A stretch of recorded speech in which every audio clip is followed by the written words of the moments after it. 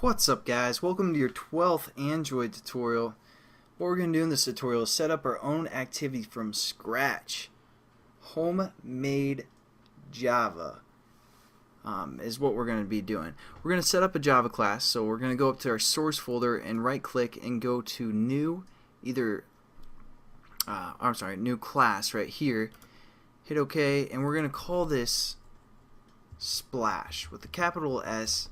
And again, I should just tell you this because since we're working with Java, it's basically good grammar for your class names to start with the uppercase letter.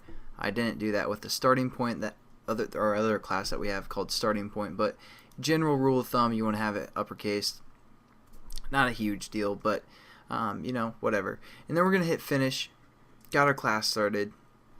And now as we're just also going to open our starting point class as a reference. You guys can kind of see what we need to set up here.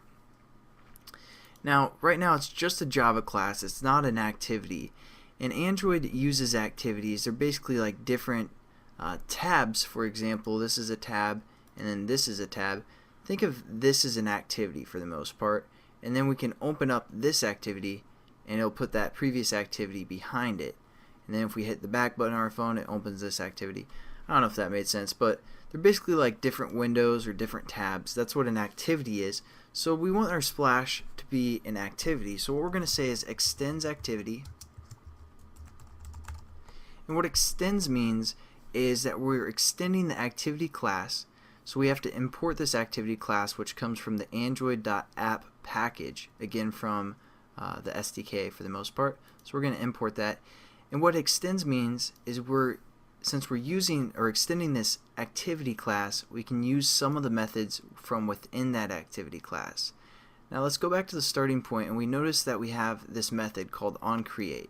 So we're going to add that real quickly by right-clicking within the brackets, going down to the source, and then going to override implement methods. Click that.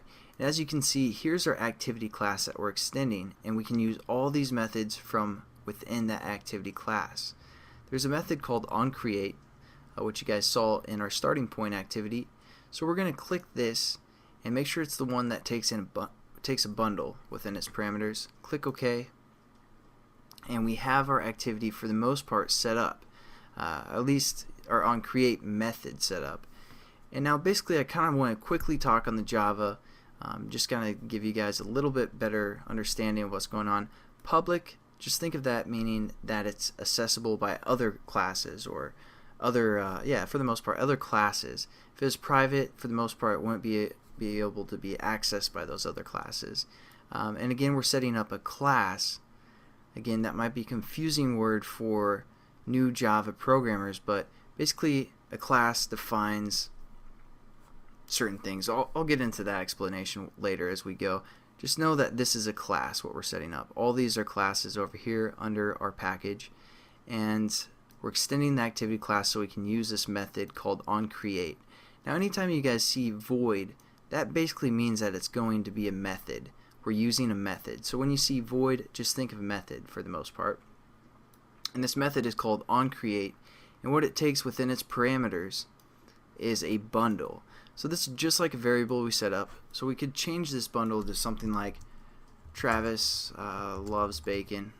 Again, we're just renaming the variable, and then we're sending that variable to the superclass for the most part, and giving it some data. So we need to change our variable down here to Travis love bacon. I guess it's supposed to be Travis loves bacon, but it's just Travis love bacon. That's my middle name and my last name, love bacon. But there we go. So basically we're sending this bundle into our superclass. You guys don't really need to worry about what super is, since again it sets it up for you, but as you guys get into Java, you'll realize what that is actually doing. It's using the method onCreate. Just don't worry about that. Okay, now the other thing that we want to do for this activity is set up the content view. This is how we're going to let this activity have the background of our layout that we just set up called Splash. So to do that, we use the method called SetContentView, and within the parameters we're going to reference that Splash layout by going r.layout.splash. And then we just need our semicolon, and we're good to go. Basically, our activity will load up that new splash, and I'll show you guys how we can basically well, just watch the next tutorial where we're going to get into the Android manifest. Again, thanks guys for watching. Hope you have a good one.